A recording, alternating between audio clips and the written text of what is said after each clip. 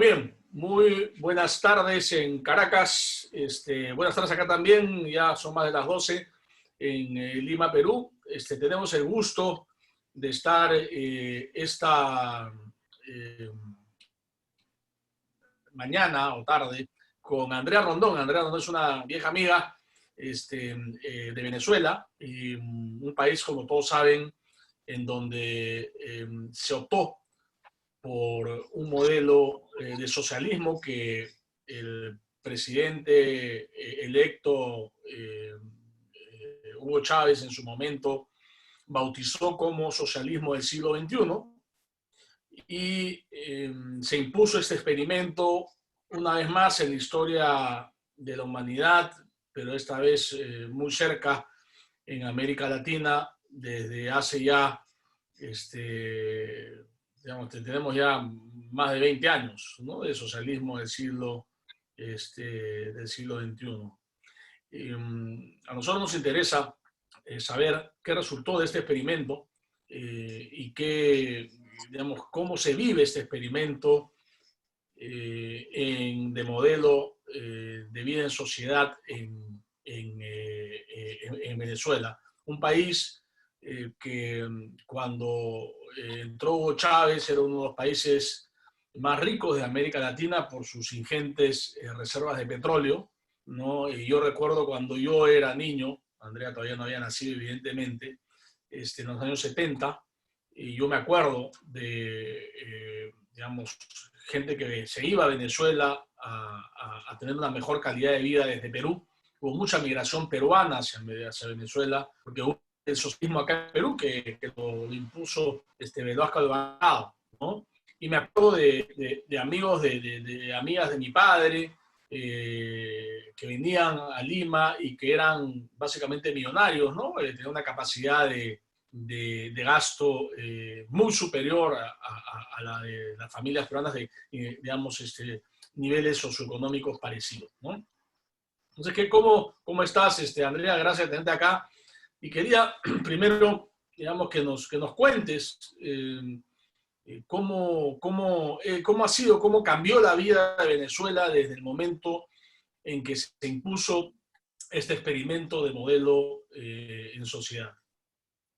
Gracias, Daniel, por la invitación y gracias siempre por estar pendiente del caso venezolano, porque ya de 2, 3 años para acá, cada vez que estoy en foros con personas extranjeras, en foros internacionales, si lo quieres ver de algún modo, ya prácticamente dicen no hablemos de Cuba, no hablemos de Venezuela porque son casos perdidos. Entonces, que todavía muestres interés o que muestren interés, eso se agradece siempre, ¿no? Y tú siempre lo has mostrado desde que nos conocimos y bueno, de larga data, desde que conoces a Rocío, una amiga en común, ¿no? El caso de Venezuela es un caso particular, porque bien tú dices, es el que ha liderado, o digamos, la dictadura de Chávez y hoy la de Maduro, vamos a hablarlo honestamente con esos términos, es una dictadura ya y ahondaré en eso porque es el que lideró lo que es el socialismo del siglo XXI. Y con ese socialismo del siglo XXI empiezan a replantearse conceptos como democracia, porque durante los primeros años fue el país que mayores procesos electorales tuvo. Se empieza a replantear mucho del rol de las instituciones, porque muchas de las instituciones, háblese del Tribunal Supremo de Justicia, háblese de la Asamblea Nacional, hablaron las decisiones del Poder Ejecutivo. Entonces, muchos elementos relativamente nuevos a lo que conocíamos como las dictaduras tradicionales del siglo XX, no lo tenía este socialismo del siglo XXI, y ya se empieza a hablar de neodictaduras, ¿no? Como bien decían, ya tiene más de 20 años, tiene 21 años, y ha ido por etapas. En los primeros años no se sintió realmente las medidas adoptadas por el presidente Chávez, que llegó democráticamente o electoralmente hablando, si lo vamos a reducir a algo, sí, ganador por mayoría de votos en el año 98, 99, y la primera decisión que toma, y que va a ser característico de todos los regímenes similares o que quieren tomar inspiración en el modelo venezolano, va a ser un llamado a la constituyente a modificar la constitución que ya teníamos, que era la constitución de 1961, constitución que tenía defectos, vamos a estar claros, pero era una constitución en los términos de un Estado de Derecho, es decir, tenía mecanismos para limitar el poder del Estado, ¿no? Tenía mecanismos para evitar la modificación de la Constitución, tenía mecanismos para evitar la concentración de poder, tenía mecanismos para atenuar el régimen presidencialista, y eso se elimina por completo con la Constitución de 1999. Esa es la ahí, primera... permíteme que te interrumpa ahí para digamos, cortar digamos, por temas o por subtemas este gran asunto, ¿no? Porque en países, en América Latina, muchas veces pues se relacionó la dictadura con lo que algunos llaman el neoliberalismo, ¿no? La dictadura en Perú se llamó dictadura a lo de Fujimori y después en Chile antes a lo de Pinochet. Y sin duda, habían en ambos, Pinochet era una dictadura pura y dura, Fujimori una dictadura del siglo XXI, es una dictadura que empieza democráticamente y modifica las instituciones manu militari y tienen pues mucha corrupción, etcétera, ¿no? Desde el punto de vista político,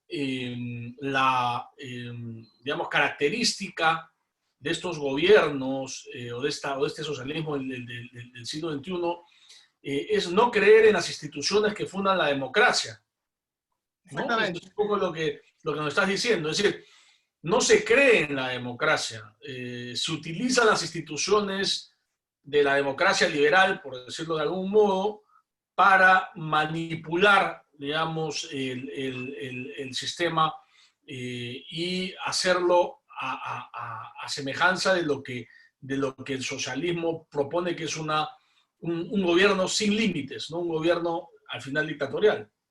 Sí, no, totalmente. Y de hecho, los intentos que habíamos visto en el siglo XX, como por ejemplo el caso de Chile, de llegar, la revolución que llega a través de los votos, por ejemplo, con el caso de Allende.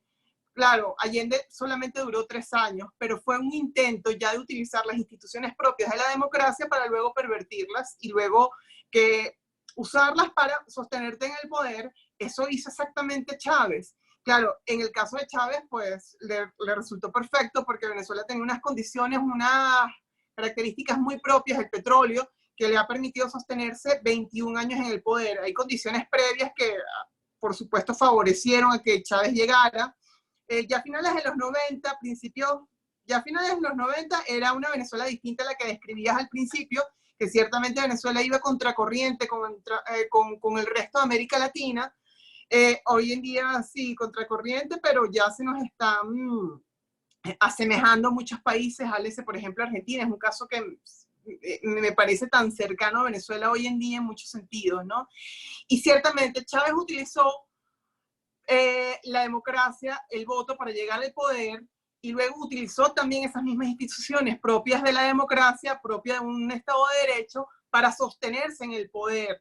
Háblese del Tribunal Supremo de Justicia, del Poder Legislativo, de la Asamblea Nacional. Entonces, no solamente luego de la Constitución del 99, empezó a secuestrar el resto de las instituciones, lo que uno llama pesos y contrapesos dentro de un Estado de Derecho, designar a dedo prácticamente a los magistrados del Tribunal Supremo de Justicia, viciar los procesos de elección también de los diputados de la Asamblea Nacional, de forma tal de que la composición política no fuera plural, que la característica de un órgano parlamentario es que sea plural, un Senado que muestre pluralidad política. Eso se eliminó por completo.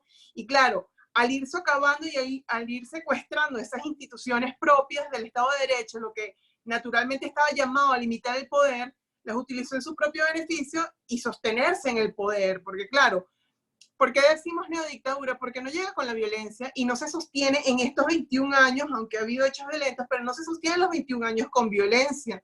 Se sostiene principalmente pervirtiendo las instituciones de la democracia.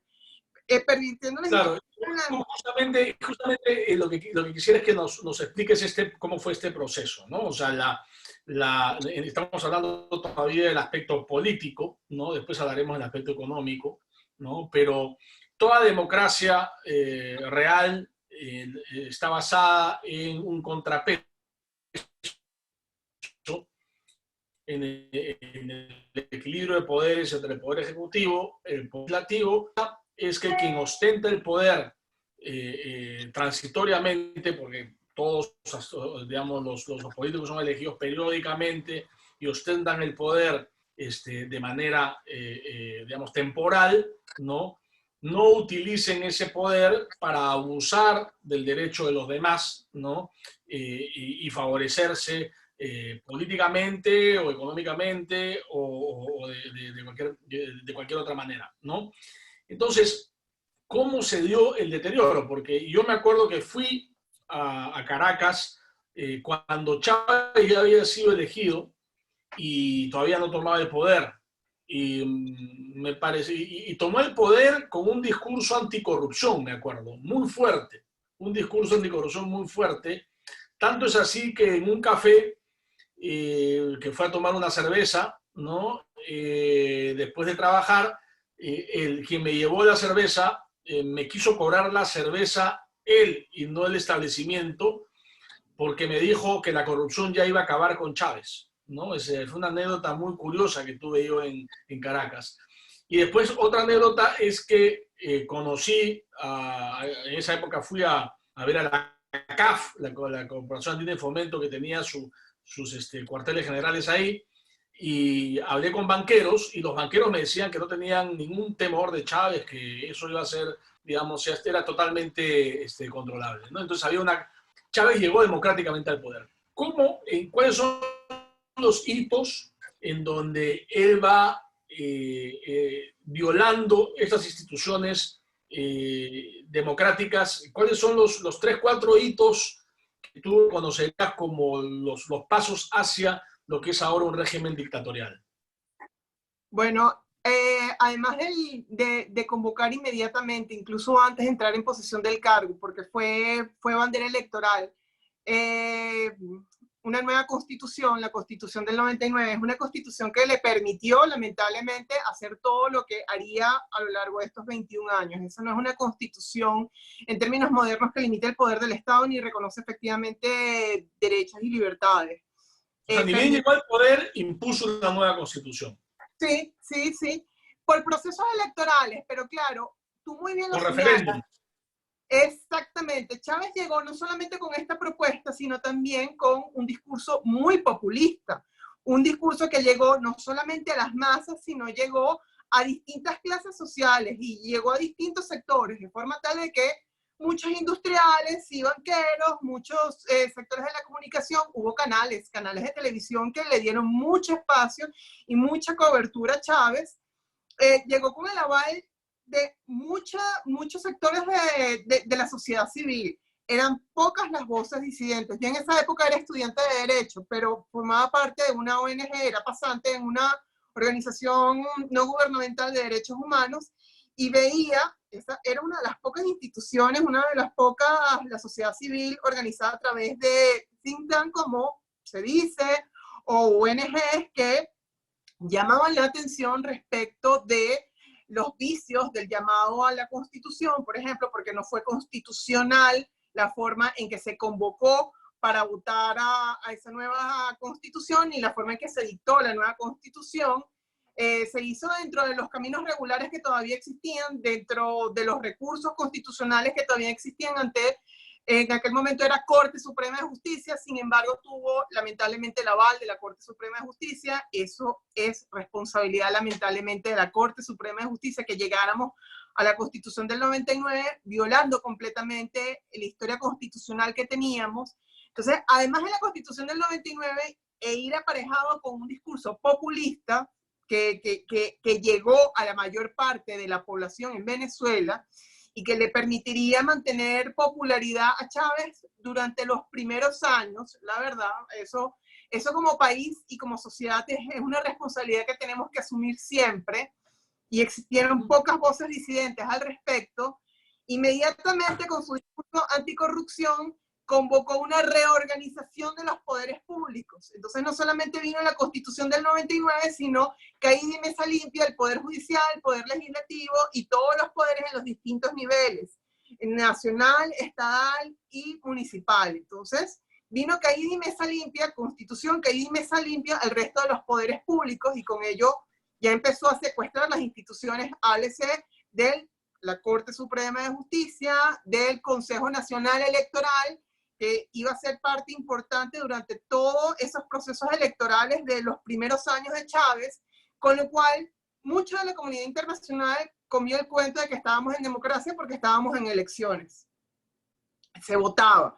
Y obviamente ahí es donde viene lo de la neodictadura. El voto, la democracia no se vota con el voto. O replanteemos el concepto de democracia, o digamos, es más importante un Estado de Derecho que democracia. Eso nos colocó inmediatamente en ese lugar. Inmediatamente empieza a atacar la propiedad privada, empieza a atacar al sector privado.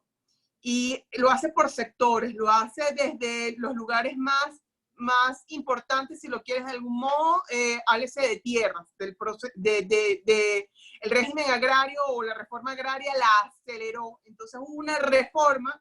¿En qué año empezó a expropiar? Yo me acuerdo de esos videos muy famosos en donde él caminaba y decía, expropiese, expropiese, o sea, con una prepotencia y una impunidad absoluta, ¿no?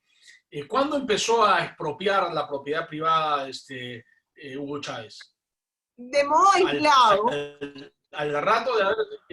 No, tardó. Por eso es que los primeros años el venezolano promedio no sentía que estábamos en una dictadura, a pesar de que uno decía, ya va, estamos en una dictadura en la medida en que la Constitución del 99 fue convocada y dictada por mecanismos que no están en la Constitución. Y claro, si tenías la idea de dictadura tradicional del siglo XX, de la bota militar, de un Pinochet, incluso de Castro, tú no pensabas que estabas, o el venezolano promedio no pensaba incluso los primeros 10 años que estábamos en una dictadura realmente, ¿no?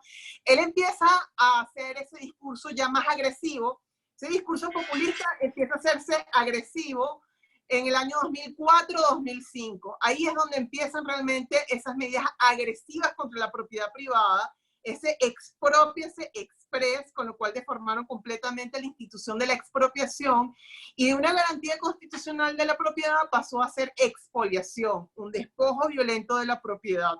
Tan solo que te lo disfrazaban todavía con el término expropiación, y aún hoy en día muchos de nosotros, profesores universitarios, insistimos, eso no es expropiación porque no hay indemnización, no hay justa causa, no hay intervención judicial, no hay los procedimientos debidos dentro de lo que caracteriza una expropiación. Eso es expolio. Eso ocurrió en el año 2005 y empezó con el tema de tierras, que 20 años o 15 años después, o sea, lo vas a conectar con más de 5 años después de tomar el poder, empieza ya con una segunda etapa de sociedad. O sea, ya violó las instituciones políticas y después ahora empieza a violar las instituciones económicas. Exactamente. Y apareja, esa es la lectura, porque junto con ese ataque a la propiedad, no solamente los expolios o expropiaciones express, vienen las medidas de control de cambio y control de precios, que también son ataques a la propiedad. Tan solo que se entiende con mucho tiempo después que son ataques a la propiedad. Al principio, el venezolano recibió los controles de cambio y los controles de precio con los cuales vendrían las escasez, las colas, mucho tiempo después, porque los efectos nefastos no son inmediatos, sino son a mediano y largo plazo. Esas son las bondades de este tipo de medidas. En realidad son muy disfrazadas, en serio, salvo que lo vivas en carne propia y a lo largo del tiempo. Pero la mayoría de los venezolanos lo vio con beneplácito, porque si Chávez gozó de cierta popularidad en los primeros años, es porque hubo un discurso antipopulista y un discurso populista y anticorrupción, pero un discurso también en contra del empresario. Que si hay problemas de escasez, de que no consigues productos, es porque hay una guerra económica. Entonces te inventas al enemigo externo, siempre Estados Unidos, el imperio, y el enemigo interno, el empresario, el sector privado. Entonces cualquier voz disidente es porque estaba en contra del pueblo. Entonces, nuevamente, a todos estos periodos siempre únelo a ese discurso, lamentablemente y dolorosamente lo digo, carismático de Chávez, manipulador, jugó con la necesidad del pueblo, lo llevó a los extremos del hambre, pero también le decía, yo no te llevé a ese punto, fue el empresario. Entonces vamos a tomar medidas para refrenar, para atacar, para defendernos del empresario. Y lamentablemente... Es curioso, ¿no? Porque ese es el discurso populista latinoamericano, ¿no? O sea, acá también en Perú, bueno, guardando las distancias, ¿no? Hay un discurso contra el empresario, ¿no? Contra, sobre todo contra el gran empresario. Obviamente, sin tomar conciencia que empresario es el señor que vende comida en la esquina, ¿no? Ese es un empresario también. No es un gran empresario, pero es un empresario. Entonces, ¿por qué crees que cómo caló el discurso antiempresarial relacionado con la escasez económica, cuando en realidad sabemos que quienes generan la riqueza son las empresas, los empresarios, y es gracias a las empresas que puede haber recursos, que puede haber impuestos que redistribuir, ¿no? ¿Por qué crees tú que la gente cae en ese absurdo de aceptar un discurso antiempresarial para justificar una recesión económica? Porque el discurso de estos líderes carismáticos, yo te estoy hablando de neodictadura, pero utilizan siempre las mismas formas, ¿no? Los mismos ataques, los mismos objetivos, ¿no? Es polarizante, es armar, es pensar al país no en términos de ciudadanos, sino en términos de bandos. El pueblo y el empresario, el pueblo y el Estado, porque además es confundir la figura del Estado con el pueblo, importantísimo. Cuando él decía, el pueblo soy yo, está haciendo un juego muy peligroso, porque si Chávez es el pueblo, entonces es imposible que cometas delitos o que ataques a tu propio pueblo, porque él es el pueblo. Y por supuesto, siendo Chávez un político contrario a lo que conocíamos hasta ahora, porque nuestros políticos venían de los tradicionales partidos políticos, hubo un descreimiento terrible contra esos partidos políticos, porque antes de Chávez hubo un quiebre, si lo quieres ver de algún modo, y empezó a descreerse de la importancia de los partidos políticos, la fuerte corrupción. Eso abonó, las condiciones previas del país abonó terriblemente a que se creyera en Chávez como un mesías. Viene con un discurso completamente distinto, inclusivo en apariencia. Por fin ya le estaban dando visibilidad, si lo quieres ver de algún modo, a los pobres y a sus necesidades. Fue el primer presidente que dijo abiertamente que iba a donar su sueldo, y la gente no pensaba, si donas tu sueldo, entonces ¿de qué vas a vivir? Porque no tienes otros medios. Si no tienes otros medios, ¿de qué vas a vivir? Vamos a estar claros, ya sabemos de qué vas a vivir, pero la gente no es racional, vamos a estar claros, exacerbas la parte irracional del individuo, y si tienes hambre, y si estás en condiciones extremas, esa parte irracional va a predominar a estas preguntas lógicas que tú te debes hacer de si estás donando tu sueldo, ¿de qué vas a vivir? ¿No? Que pasó con Mujica en Uruguay en su oportunidad, que también donó su sueldo. Entonces, yo decía, ¿cómo la gente no ve lo que están haciendo? Y claro, a veces te dicen, es muy fácil desde la comodidad de tu biblioteca hablar de lo que opina o de lo que vive o de criticar al presidente, si lamentablemente tú no estás en esas circunstancias. Y yo, sí, estamos todos en las mismas circunstancias porque vivimos todos en el mismo país, aunque con distintas herramientas para defendernos, pero lo padecemos igual. Pero Chávez usó un discurso en el que polarizó la sociedad. Si estabas en contra de Chávez, estabas en contra del pueblo. Entonces fue un tema de ricos contra pobres, fue un tema de empresarios, sector privado, gente del este, académicos en contra del pueblo, ignorante, pobre, que necesitaba protección del Estado. Entonces ese discurso polarizante ayudó demasiado a que Chávez de verdad tuviera esta popularidad los primeros 10 años, me atrevería a decir. Y bueno, pasando al título de nuestra conversación, ¿no? ¿Cómo cambió la vida? ¿Cómo cambió tu vida? ¿Cómo cambió cambió la vida de la gente, a los mayores, en estos últimos 20 años. Yo te puedo decir, en Perú, la vida cambió para bien. Estamos lejos de ser una economía en proceso de desarrollo, de una economía con mucha desigualdad, con mucha informalidad, con servicios públicos muy malos, pero sí podemos decir que acá se redujo la pobreza, hubo una apertura económica, predominó la economía y sí ha habido una reducción de la pobreza, una mejora en el consumo, hay libertad, digamos, hablar al final, pero más allá de la pandemia, digamos, hace un año la gente podía circular libremente, buscar trabajo en cualquier provincia, incluso irse al extranjero, si lo querían, ¿no?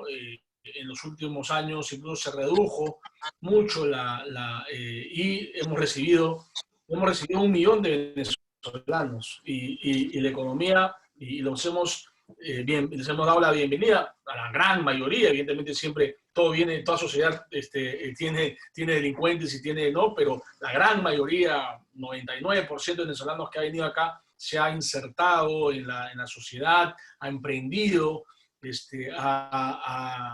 entonces, ¿por qué la gente se va de Venezuela si es un modelo tan atractivo? Sí, claro, a ellos les encanta vender el atractivo y la verdad, pues, estamos viviendo el proceso de migración más fuerte, no solamente de Venezuela, sino, ni siquiera me atrevo a decir de América Latina, sino de buena parte de este mundo, ¿no? Y ha sido por etapas. Cuando perdíamos alguna contienda electoral, porque bueno, todos los procesos estuvieron lamentablemente viciados desde que el árbitro estaba también parcializado, bueno, hubo migraciones. Las migraciones han existido en picos, por así decirlo, desde el año 2002, 2007, 2012, 2014 fue uno de los picos más importantes, y el último que da rostro a la crisis humanitaria, que es la que estás comentando, uno de los últimos más fuertes ha sido de 2017, con esas manifestaciones violentas que ocurrieron por 4 meses y que paralizaron el país en el año 2017, ¿no? ¿De qué ha huido el venezolano? En realidad ha huido de una pobreza extrema, ha huido de la inseguridad, porque aquí la inseguridad ha sido una política de Estado. No hay que considerar que sean incompetentes, sino que han sabido conducir muy bien al caos, porque conducir al caos es un mecanismo de sostenerse en el poder, así como el secuestro de las instituciones, generar caos, inseguridad, que nos encerremos en las casas, que no manifestemos por temor a represalias, por temor a la inseguridad, a la delincuencia. Han armado civiles, que son los colectivos, sus guerrillas urbanas, si lo quieres ver de algún modo. Han huido de eso, han huido de que ya no hay puestos de trabajo, que no hay posibilidades, por más que intentes, por más que quieras surgir o quieras criar a tus hijos, sobre todo a gente que tiene hijos, que tiene familia, han tenido que tomar la decisión de irse, porque esto no es un país para criar niños, para sostener una familia. Si tú empiezas a hacer un análisis, un estudio y preguntas al entorno, en el día a día, que es tu pregunta, los que nos hemos quedado somos los que no tenemos hijos, los que no tenemos, no voy a decir nada que perder, pero yo no me preocupo como mi amiga que tiene 2 hijos en el colegio, por ejemplo, o ya son personas relativamente mayores, que sus hijos ya han migrado del país. La gente joven en sus 15, 20 años tienen un proyecto inmediato de emigrar. Es decir, este es un país que, si se caracterizaba por tener una población demográfica joven, una fuerza de trabajo joven, ya lo que tiene es prácticamente a la inversa, y nos encontramos con generaciones tipo la mía en sus 40, en sus 40, 50, 60, y la gente relativamente, los adolescentes, los jóvenes ya próximos a graduarse, si están todavía en el país es porque tienen un proyecto inmediato de migrar. Eso es lo que existe en la Venezuela de hoy. Hablemos de la vida cotidiana, o sea, qué cosa ha resultado. Tú has hablado de digamos, un problema de seguridad complicado, que está no solo por la desidia, sino por el incentivo del Estado que ha armado población adicta al gobierno, supongo a cambio de prebendas, a cambio de dádivas, ¿no? Pero ahora en Venezuela, por ejemplo, ¿cómo es la vida cotidiana? Tú puedes salir a la calle y caminar tranquila durante la noche, durante el día. ¿Cómo es la vida cotidiana cuando vas, digamos, a dictar clases a la universidad? ¿Y cómo se siente el ambiente? ¿Cómo es el día a día? Bueno, antes de la cuarentena, porque nosotros vivimos un confinamiento estricto de 7 días de encierro y 7 días de flexibilización. Esta es la semana en la que todos están saliendo, así que vas a ver un movimiento relativamente anormal. Hablemos de antes de la pandemia, hablemos de marzo de este año o de febrero de este año. Antes de la pandemia existía muy poca vida nocturna, si lo quieres ver de algún modo, restaurantes, lugares para salir y para divertirnos o esparcimiento, existían muy pocos, porque está realmente la economía muy deprimida y la gente no está saliendo. Si hay reuniones, es en tu casa, con 4 o 5 amigos hasta la mañana siguiente para no salir y no arriesgarte. Hasta las 7, 8 de la mañana, que es una hora más o menos prudente. Dar clase en la universidad, sí, doy clase en la universidad, pero cada vez tengo menos estudiantes. Cada vez las universidades se sostienen con poca gente, cada vez hay menos personas dispuestas a asumir un proyecto de 5 años de estudio o de 2, 3 años de estudio si hablamos de una especialización. Hay trabajos, sí, ciertamente, pero está en su mínima expresión si lo quieres ver de algún modo. Si antes, hace 2 años, veías una empresa con 200 empleados, de esos milagros que todavía se sostenían, esa empresa hoy en día, si todavía está abierta, tiene menos de 50 empleados. Eso es un ejemplo del día a día. Te hablo, ese es mi día a día en mi trabajo formal, en la universidad también, lo que te digo, cada vez hay menos estudiantes y hay cada vez menos profesores. Eso significa que tiene que hacer la universidad malabares para conseguir profesores y dar clases. Bueno, es que cada vez hay menos estudiantes a los que dar clases. Entonces, poco a poco, aquí no es necesario cerrar universidades por un tema de libertad de expresión o de pensamiento. Las condiciones llevan a que se vaya apagando poco a poco esa universidad. Aquí no es necesaria la fiscalización férrea que existía en cierto periodo para cerrar una empresa. No, la empresa cierra por las condiciones hostiles que no te permiten mantener la actividad económica. Aquí las firmas de abogados van a cerrar no porque lo decida el gobierno, sino porque lo llevaron o crearon las condiciones para que no existan clientes, para que no exista libertad económica, libertad de tránsito, de tráfico, etc. Aquí no es necesario, por ejemplo, como en Cuba, limitarte el tránsito y poder salir del país porque establecen las 1001 trabas para los pasaportes. Cada vez hay menos aerolíneas dispuestas a arriesgarse económica y también de seguridad en un país como Venezuela, y cada vez hay menos poder adquisitivo para viajar a cualquier país. No solamente te estoy hablando de Europa, que eran los vuelos más caros, si lo quieres ver de algún modo. A cualquier país es prácticamente impagable para cualquier venezolano. Entonces, cuando yo hablo de neodictadura y la Cuba nueva, si lo quieres ver de algún modo, es porque no es necesario el cartón de racionamiento o las restricciones abiertas del gobierno, no, o de la dictadura, del régimen. Con las medidas que han adoptado a lo largo de todos estos años, se han creado las condiciones para el cierre o el blackout de un país. Eso es lo que han matado el blackout. mercado, han matado el mercado, han matado la libertad económica y con eso han matado, digamos, la oferta y la demanda, básicamente, y han deprimido a la sociedad. Entonces, para ir a lo básico, ¿cómo es digamos, el acceso a los alimentos, que es lo fundamental? Los alimentos, como una persona de clase media, para no hablar de clase baja, ¿no? Se procura o sea, ¿cómo haces la compra? O sea, ¿cuál es tu día a día en el mercado? yendo a comer, a comprar comida, digamos? ¿Cómo es? Bueno, como ya han relajado los controles, porque ya no tienen por qué mantenerlos, la verdad, porque existen muy pocos a quien controlar, y porque los controles no los puedes mantener por 21 años. Tienes que, digamos, yo siempre digo, aplicarlos y soltar, aplicarlos y soltar, aplicarlos y soltar. Estamos en un soltar ahorita, ¿no?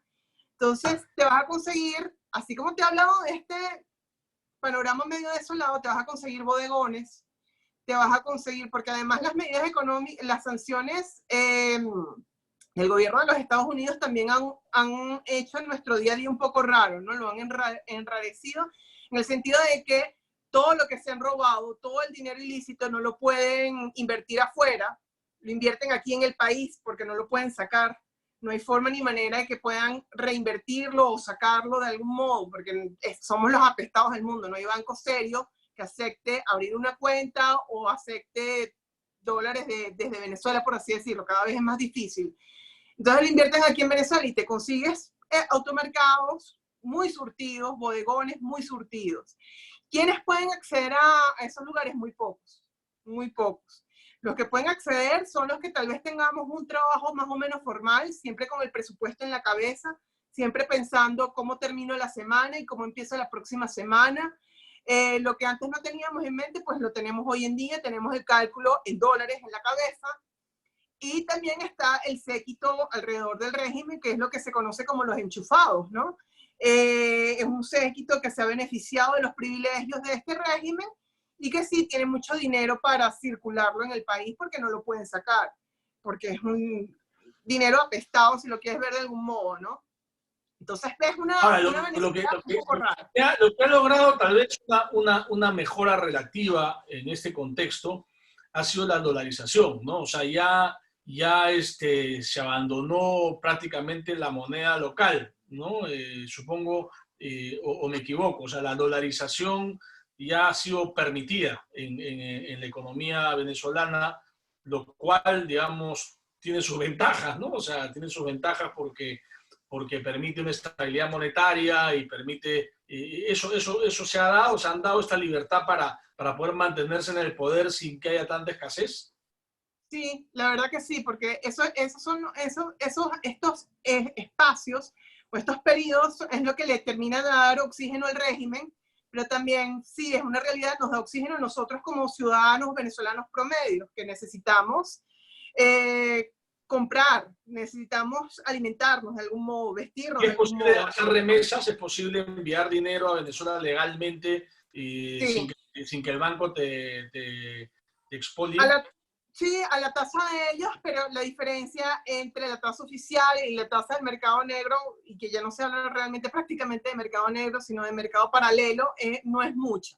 Si llegan las Ya. remesas y en algún momento hace 2, 3 años las remesas tuvieron un peso muy importante, pero con la hiperinflación las remesas prácticamente son una pequeña ayuda dentro del presupuesto familiar.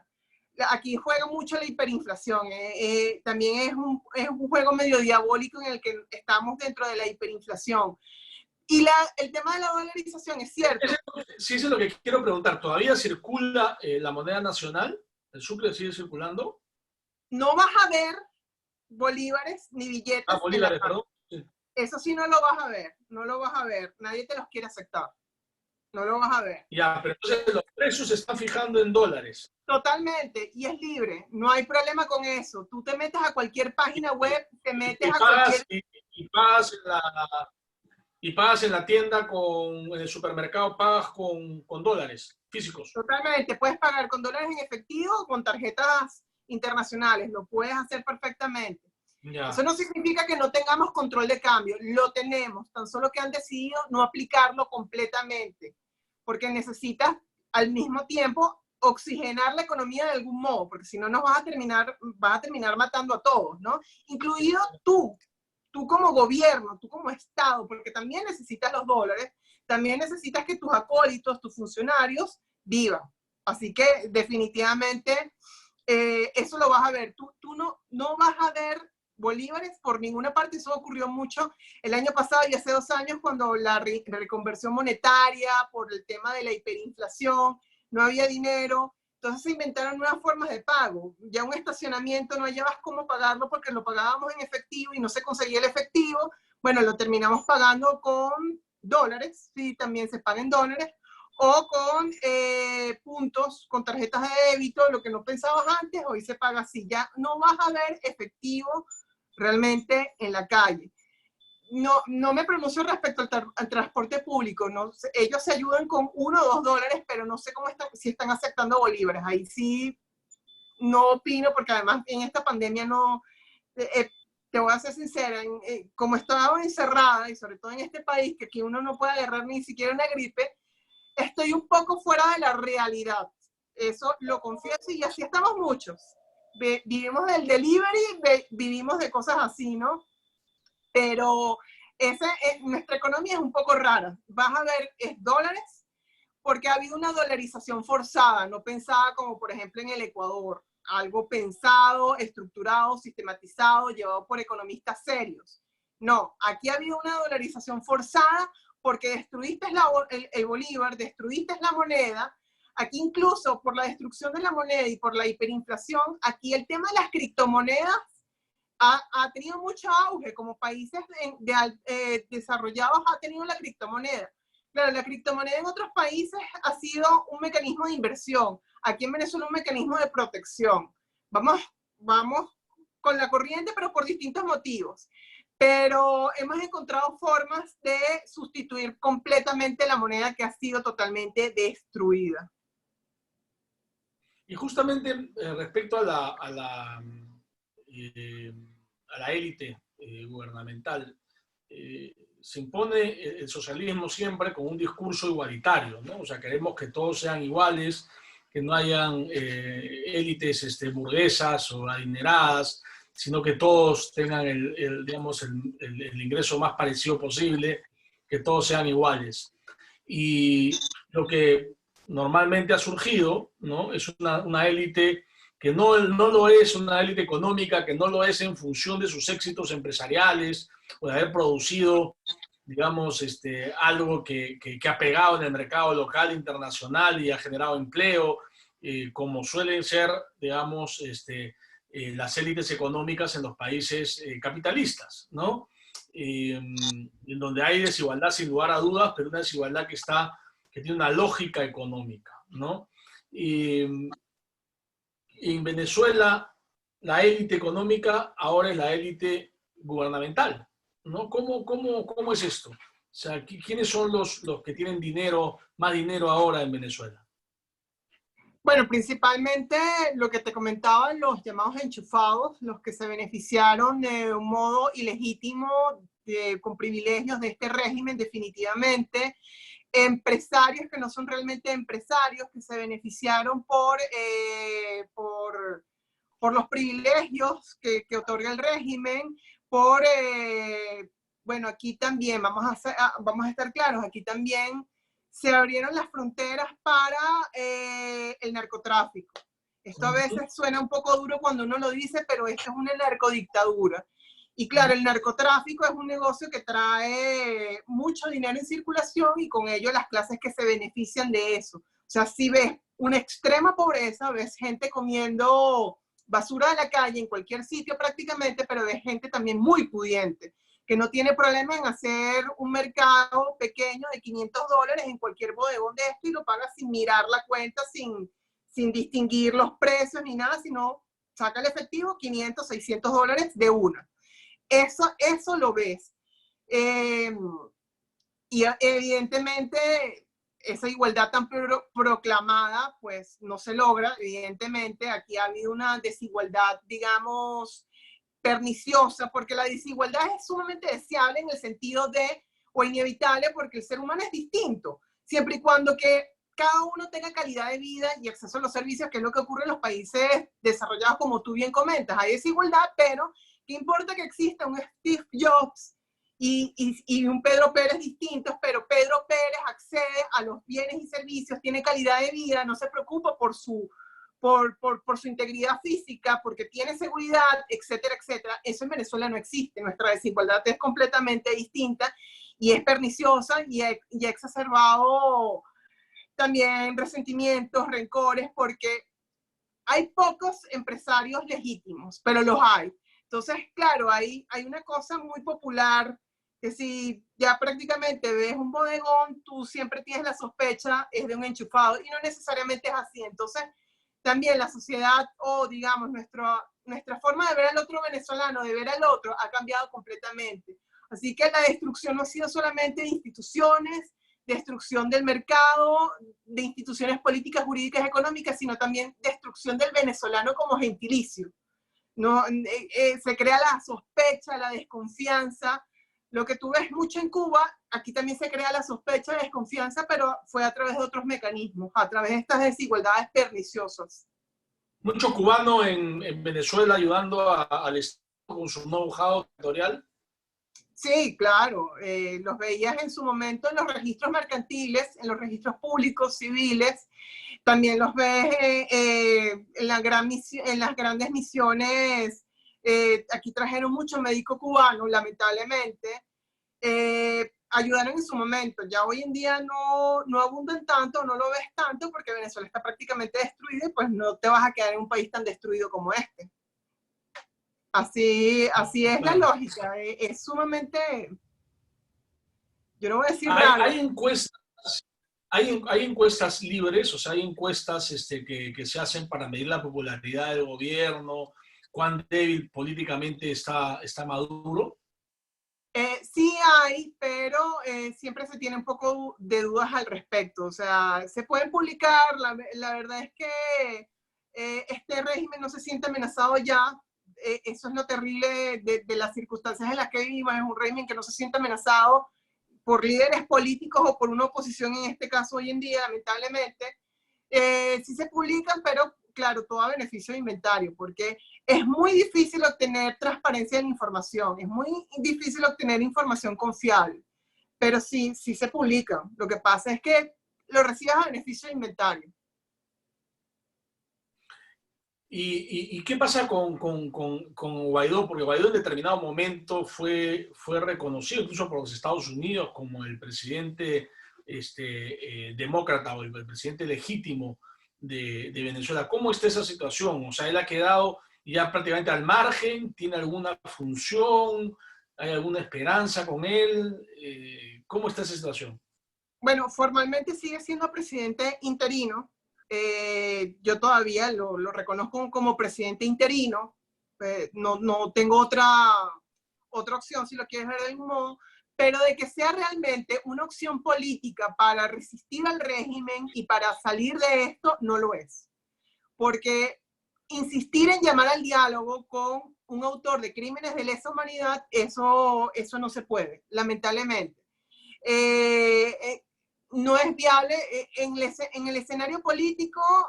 Materialmente, la mayoría de los venezolanos no creemos que con él haya una salida, cosa que se presentaba hace 2 años con él, hace año y medio con él, hace un año con él. No es el caso hoy en día. ¿Y cuál es, entonces, se ha refortalecido, si cabe el término, el régimen de Maduro? ¿Cuál es el próximo paso en el calendario electoral oficial? ¿Cuáles son los siguientes pasos? Bueno, un llamado a elecciones en diciembre, pero es un llamado inconstitucional y es porque es un llamado por parte del ilegítimo, del presidente ilegítimo Maduro, en el que va a tener muy poca respuesta por parte de la sociedad civil, de nosotros. Son pocos los partidos políticos, me atrevería a decir que ninguno, que avala esa elección, porque todos los mecanismos están viciados. Claro, hay figuras como Capriles, que llama a participar en esa elección, pero realmente tampoco tiene peso político y ha perdido el respeto de la mayor parte de los venezolanos, ¿no? Entonces, ese es el llamado. ¿Ah? ¿Por qué Capriles e incluso Guaidó, por qué crees tú que Capriles e incluso un poco Guaidó, según lo que he leído, han perdido respeto o legitimidad ante el pueblo venezolano? Porque insisten en soluciones que ya se han intentado en el pasado a lo largo de estos 21 años y que lo que han hecho es reforzar la posición del régimen. Diálogo y elecciones en estas condiciones lo que le va a dar es oxígeno al régimen o legitimidad incluso ante la comunidad internacional al régimen, que es de las pocas cosas que hemos logrado en estos 21 años, que es llamar la atención a la comunidad internacional de que aquí efectivamente existe una dictadura y existe una crisis humanitaria.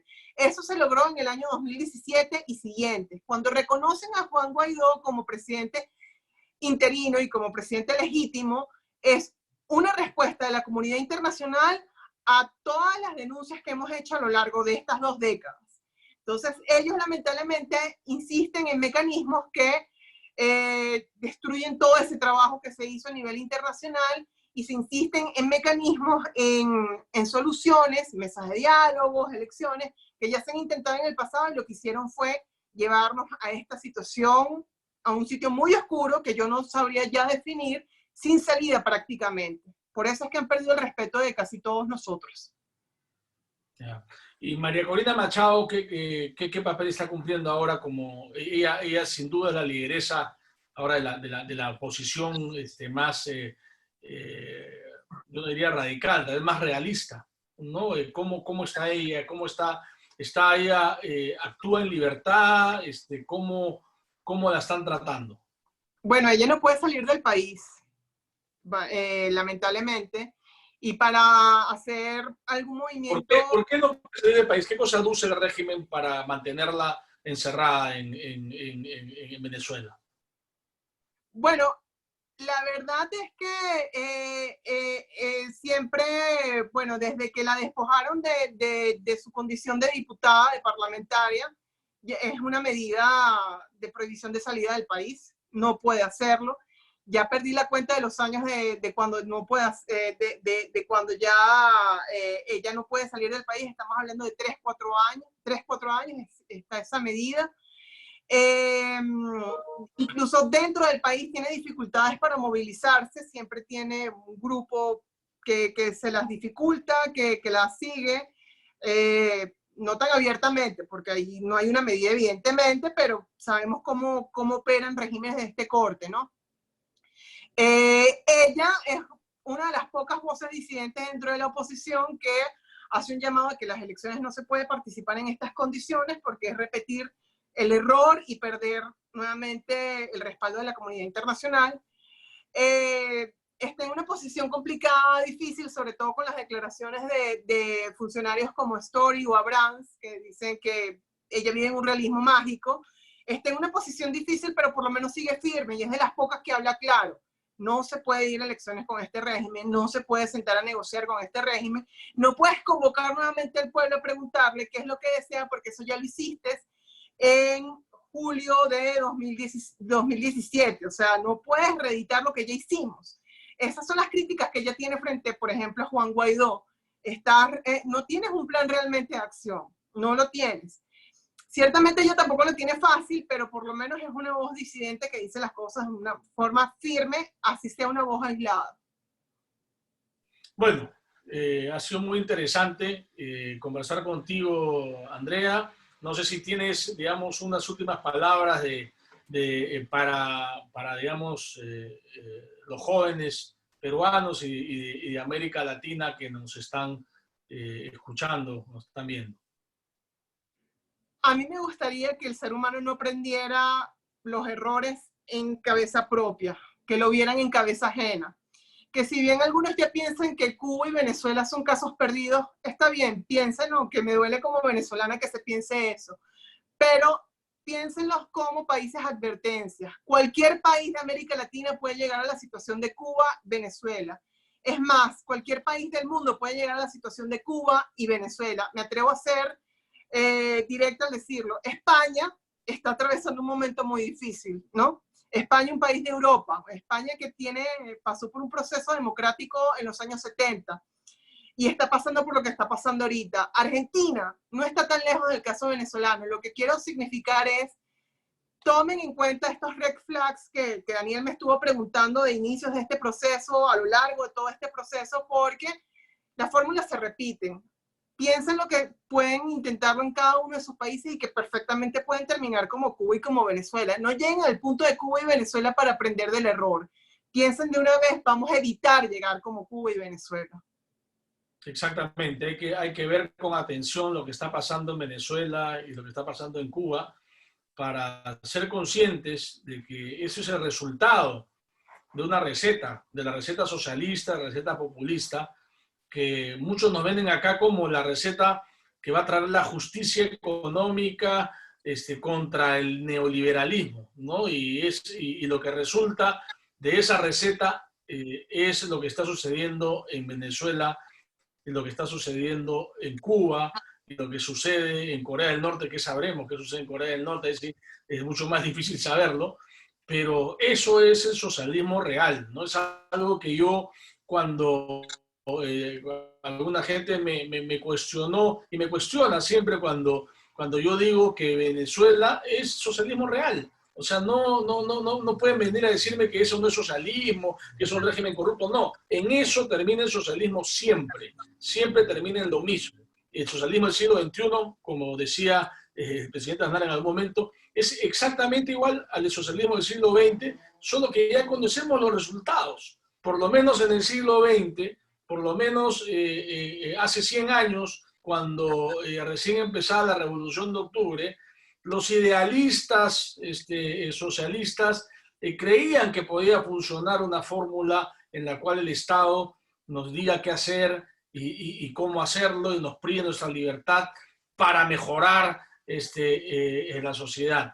Pero 100 años después, cuando ya se ha experimentado y hemos visto en lo que ha resultado, es inadmisible que sigamos proponiendo las mismas fórmulas. Como lo ha dicho, España y Argentina están muy cerca de caer en ese experimento con discursos totalmente inaceptables de gente totalmente corrupta, como lo es Iglesias o los Kirchner o Fernández, y eso creo que es algo que todos tenemos el deber de advertir para que no suceda lo mismo, y evidentemente quienes tengamos en algún momento la posibilidad de tener participación en los foros internacionales, ayudar con que se termine este régimen dictatorial en Venezuela y con que se termine este régimen dictatorial en Cuba y en todos los países en donde se ha abdicado la democracia con un discurso social totalmente inoperante y totalmente falso. Muchísimas gracias, Andrea Rondón, por haber estado con nosotros.